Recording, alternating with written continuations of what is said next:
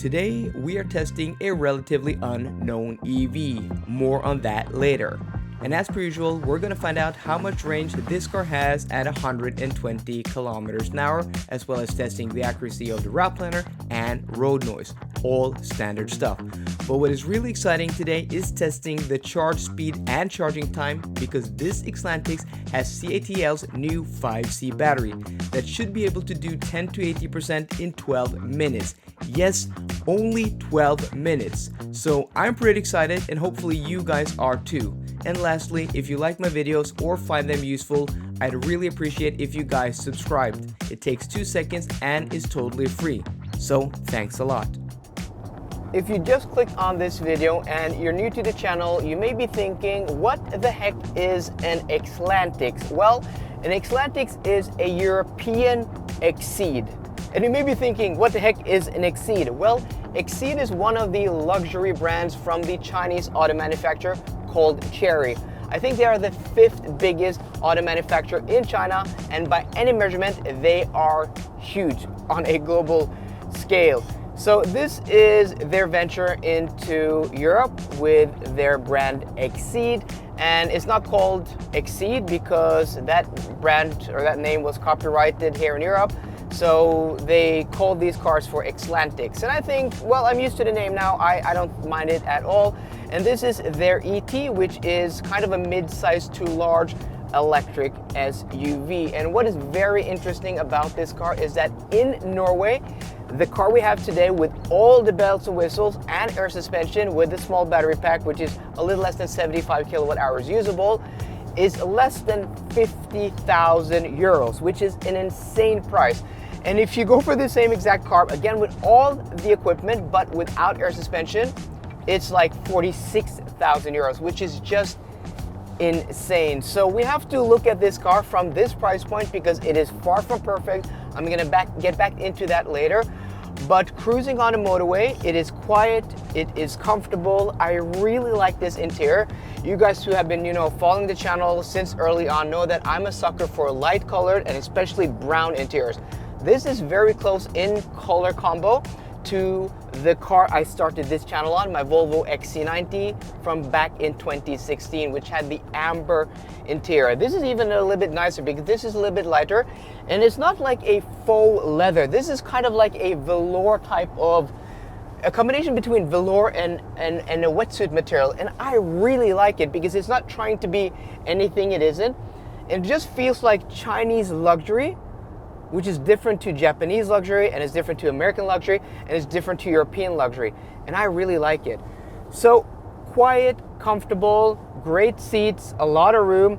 Not a huge fan of this strange steering wheel. Like, the only thing I would like to change in the steering wheel was to move this binnacle down here and then make the steering wheel normal. Then this would be by far and easily the best interior in this class of vehicle. But we're gonna get to that in my review later on. So we're cruising now northward on the E6 motorway, doing our range test at 120 kilometers an hour. And after 30 minutes on the road, about 60 kilometers, our average consumption is 22.4 kilowatt hours per 100 kilometers. Today's conditions, it is getting cold. It is fall here in Norway, so 11-12 degrees Celsius.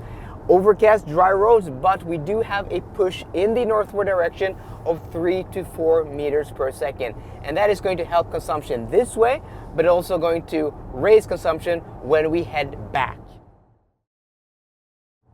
The road is curving slightly, but the car keeps braking and releasing the brake. It's pulsating. Look, you can see my movement. I'm not doing that intentionally. It's the car. It's like a rocking motion.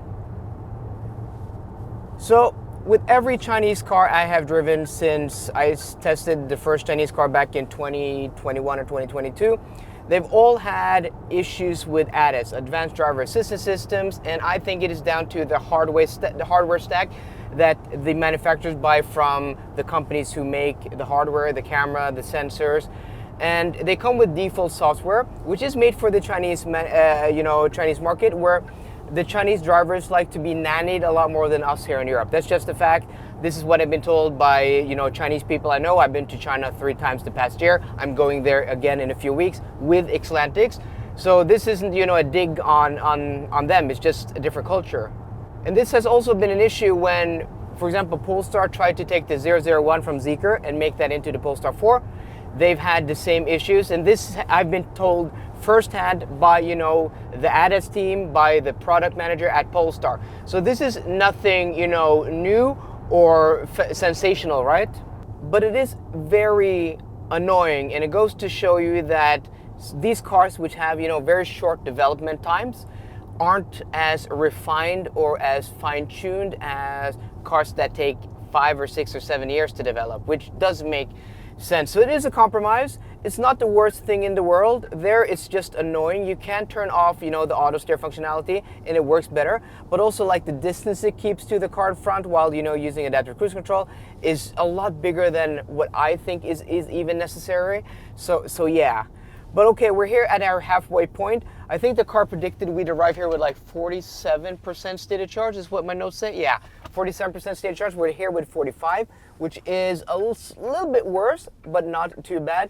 And our average consumption is now 22.4 kilowatt hours per 100 kilometers. Okay, so we're now back on the motorway, and let me activate the adaptive cruise control. And what's nice in this car, you know, compared to, for example, the Zeekr X I just had on loan, and also the other Zeekrs, which are built on the SEA platform and the Polestar 4, is that there's no delay here at all while engaging the adaptive cruise control. Remember, if you saw the Zeekr X video, you engage it and then, you know, you're lurching forward because you're driving the car in one pedal drive.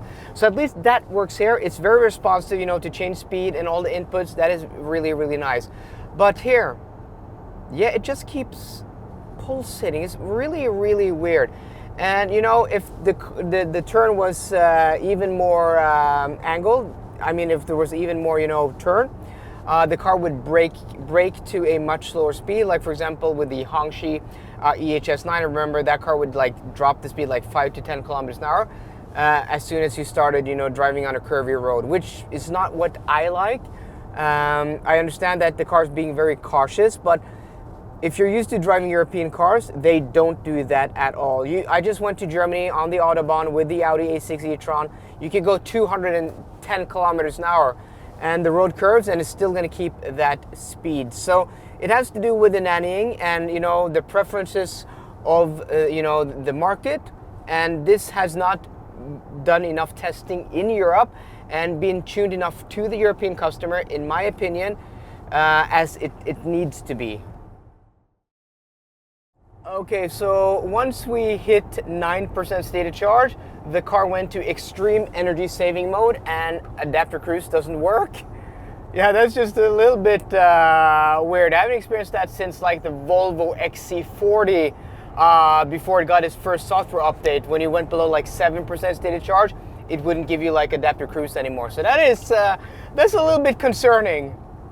So the reason we are at such a low percentage is because I didn't charge to more than like 75% state of charge because I wanted to arrive here with as low as possible without, you know, running empty. And that is because this car does have a charging capability of 420 kilowatts of peak charge speed, which is insane. These are only 350 kilowatt chargers, so we're not gonna be able to reach that, but they do have 400. So let's go to the Circle K chargers, which offer 400. Okay, so we're now here at the charger. When we left earlier today, the car predicted we'd arrive back here with 21% state of charge, but we're only here with 8, which is quite a bit lower than the route planner first predicted. Okay, we're now connected, but nothing is happening. Well, now starting it maybe, okay. That's weird, I didn't know you had to press start to start. Okay, that makes sense. Okay, we hear the relays clicking and it should be powering up now. It's starting. So I'm pretty excited. We're at 8% state of charge, but you know, we don't have the warmest conditions, so maybe we're not gonna get close to that 420. I mean, it only delivers 400, so we're probably not going to hit 420, but okay, there we go. 195, 200, 210.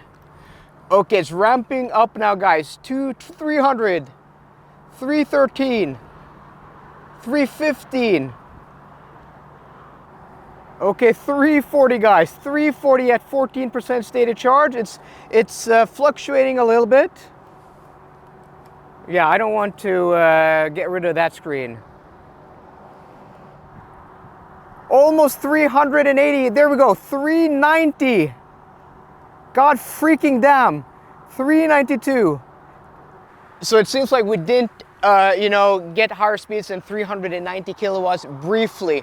And I think we're like 360, 370. But consider that this is a 77 kilowatt hour battery pack, guys.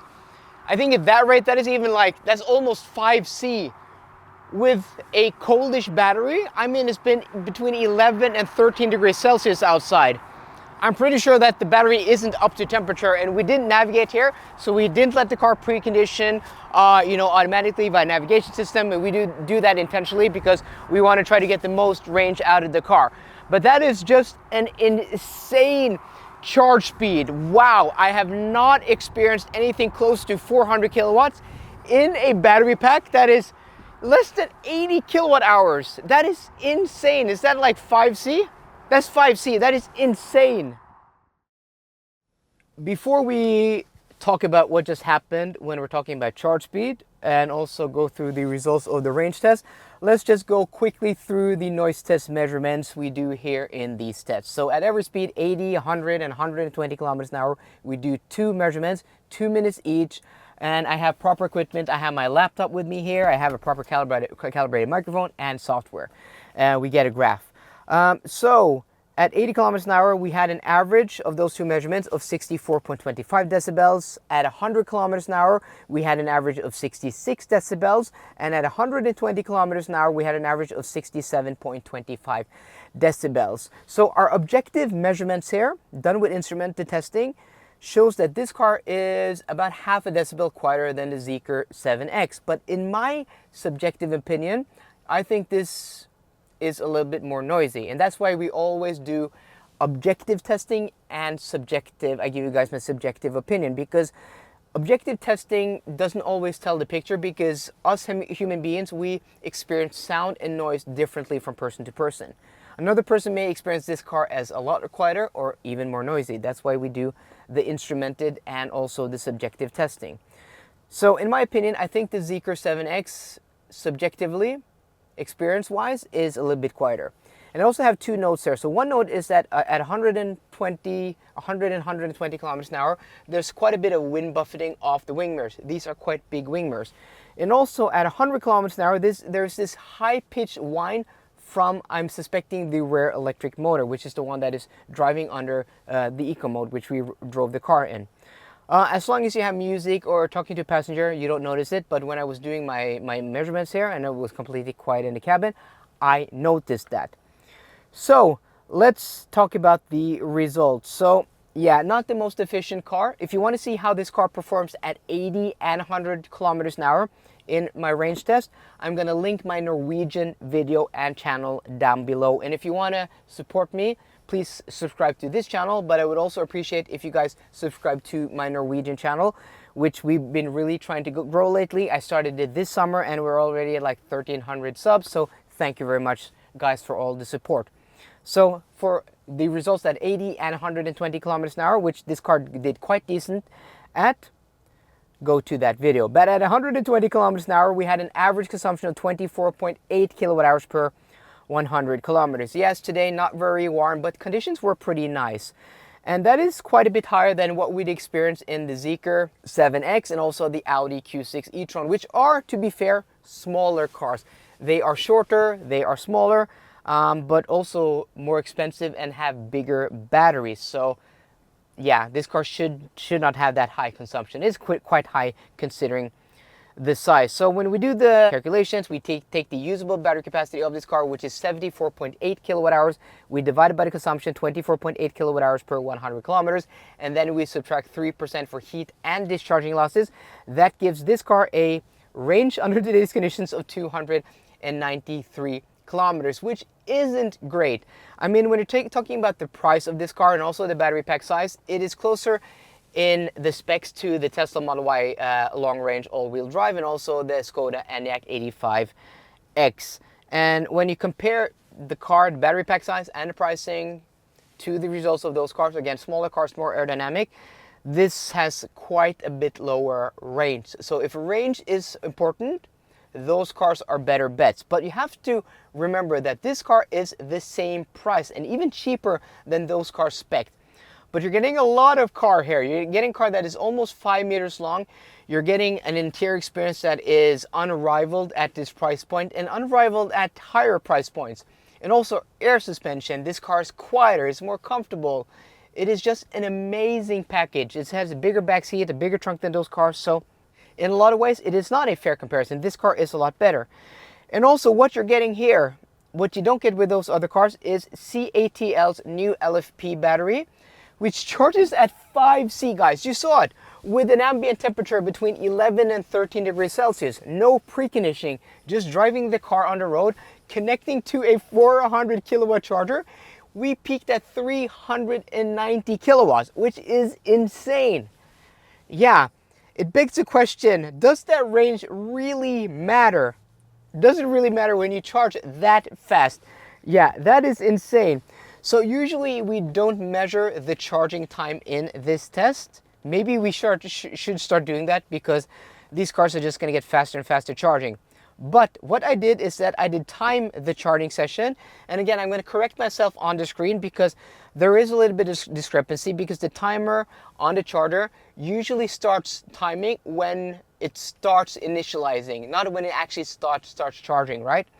So and also we started at 8, we did start at 10. So I'm going to give you guys the 10 to 80% times, which is going to be, or 10 to whatever percent times, which is going to be more impressive. But listen to this, guys. 8 to 60% in 7.5 minutes. 7.5 minutes. 8 to 70% state of charge, or 69, in 9 minutes. And the reason it was 69 is because we got an error message on the charger. I think the connector just became too warm, or some kind of error. It doesn't matter. 8 to 69% state of charge in 9 minutes. This car has shown to do 10 to 80% in 11 minutes in other videos I've seen, and I totally believe it. I totally believe it. And when you can do 10 to 80% in 11 minutes, does it even matter that it has only 293 kilometers of range? I want to know. I want you guys to let me know down below, because yeah, I'm not sure. I'm not sure. Now it is like, what do you want? Do you want ultra fast charging, or do you want 50 or 60 kilometers more range at 120 kilometers an hour? I don't know. I think we should do a challenge with this car against one of those others. What do you guys think? So I really hope you enjoyed today's video. I did, even though I knew this car, you know, had insane charge speeds and could do 10 to 80% in like 11 minutes. Experiencing it myself in a battery pack that is this small, it's just insane. I mean, this isn't like a 100 kilowatt hour battery pack where that is almost expected, like 350 kilowatts seems to be the standard. This is a 77 kilowatt hour battery pack that does 5C charging in a car that in Norway is less than 50,000 euros. Yeah, my mind is blown. So let me know in the comment section down below, guys, what you think. So I really hope you enjoyed today's video. If you did, please drop me a thumbs up down below. And for more car content, as always, please subscribe. See you guys later, and goodbye.